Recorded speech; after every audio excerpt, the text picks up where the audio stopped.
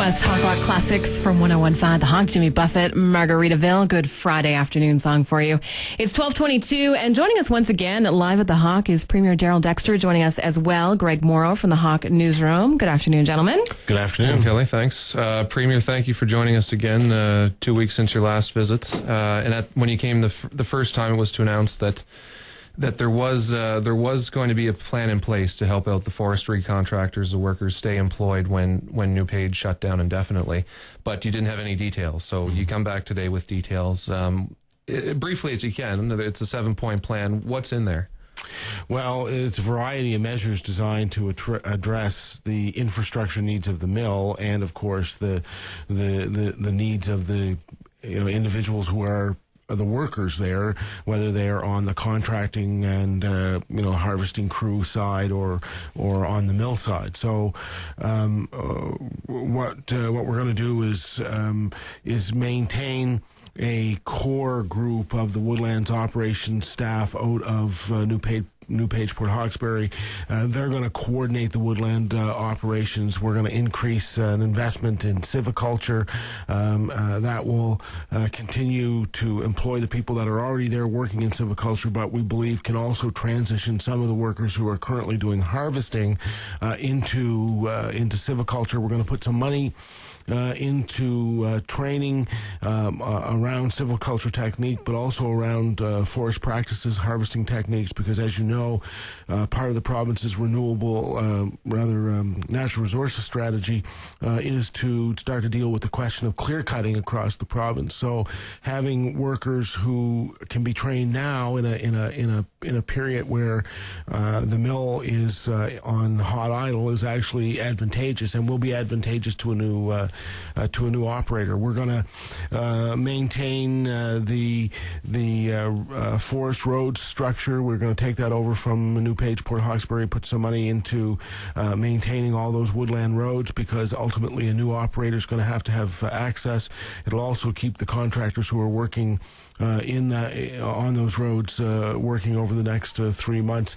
And this program is actually going to run concurrently with the court order that we expect will come later today under the creditors protection legislation. So every piece of this is designed to make sure that the mill is ready for resale. We're going to engage a world-class market analysis firm who are going to be able to provide any new investor and operator with the best possible technical information about where they can maximize their return on the products that are produced by this mill. So that's another advantage for the mill.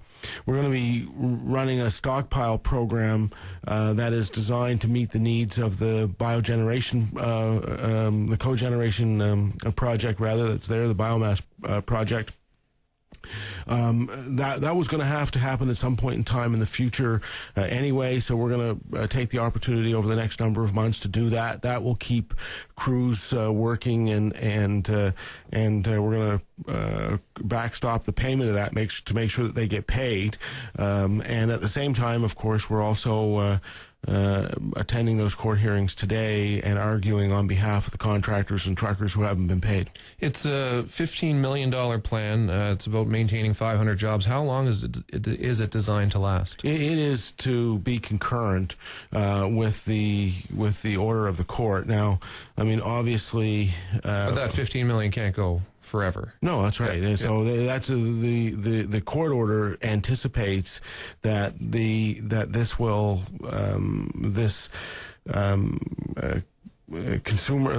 creditor protection plan will have to be wound up in the next 3 months or so. So that's generally the time frame.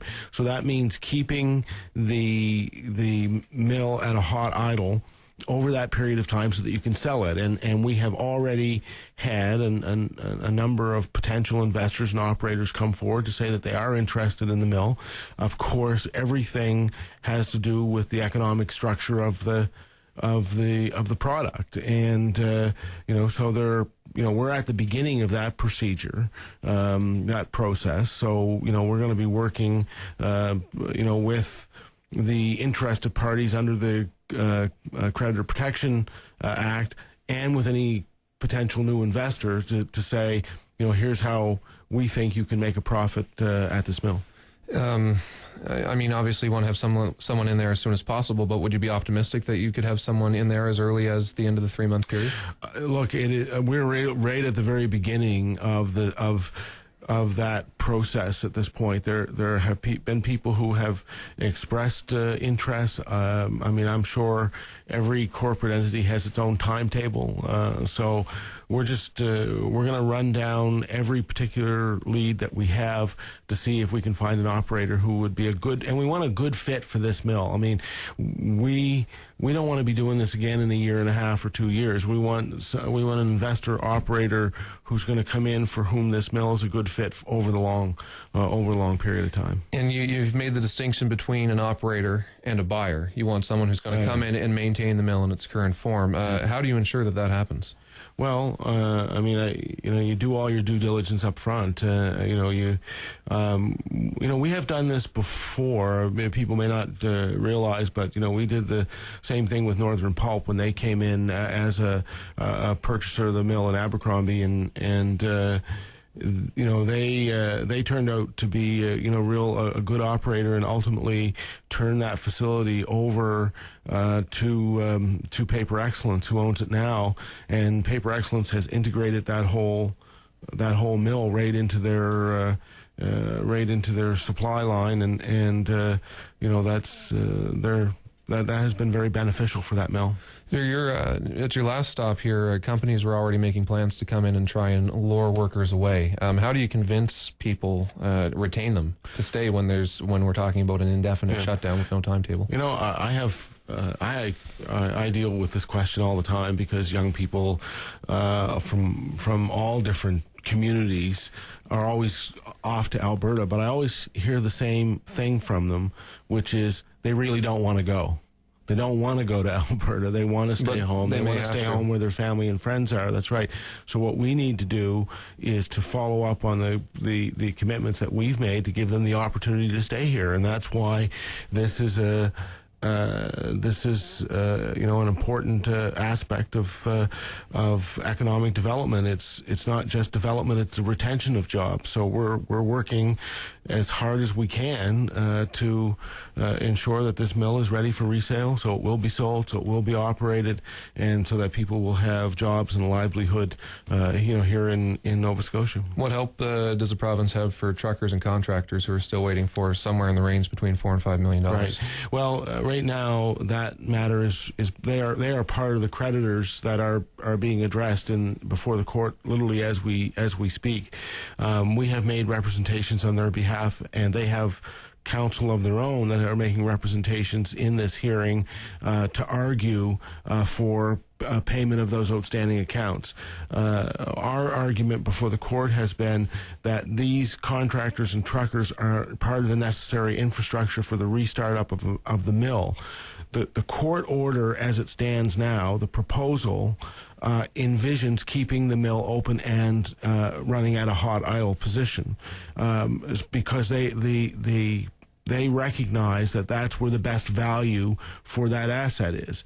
If that's true, then the court should also consider that keeping the supporting infrastructure, the contractors and truckers, and allowing them to still be in business is also part of that asset mix. So our argument has been that in the money that has been set aside to keep that plant at a hot idle position should also extend to the contractors and truckers, and we'll see how that turns out, likely later today. I'll leave you with one last question, the same one I left you with when you stopped in to visit us a couple weeks ago. As the leader of the province, what do you say to the people in this region who are worried about their livelihood and their future right now? What do you say as the leader? Well, what I say is that the province of Nova Scotia, my government, is on your side, and we're working hard, literally morning, noon, and night, to try and to find every avenue to support the continued operation of this mill and the economic prosperity of the strait. And that's a commitment that I make, and frankly, I've had very very good cooperation from the municipal leaders here, from the union leadership, from the Strait Area Chamber of Commerce. This effort that we have been making over the last couple of weeks in terms of putting this in place has been a united effort. People should know that. I mean, other companies like Nova Scotia Power, which I know is likely not everybody's favorite company these days, but they have in fact been doing work with us to say, we recognize our obligation to the province as well. We think we can work with you on the biomass project, that we can do some stockpiling there that will help, keep harvesters working. We want to make sure that the biomass project is a success. We do want to address the power rate question. So, we are getting cooperation from all aspects of our economy, from all of the interested parties. Okay. Thank you for your time. I realize you're very busy, and we appreciate you stopping in during both trips. It's always my pleasure. You can hear more from the Premier throughout the news this afternoon, and as well, we're going to put up some links on our website to the 7-point plan that was released today, and as well the Premier speaking notes. Thanks again, Premier. You can find those links through our website on www.1015thehawk.com. Your songs, your memories. All request Hawk Rock classics on 1015 The Hawk.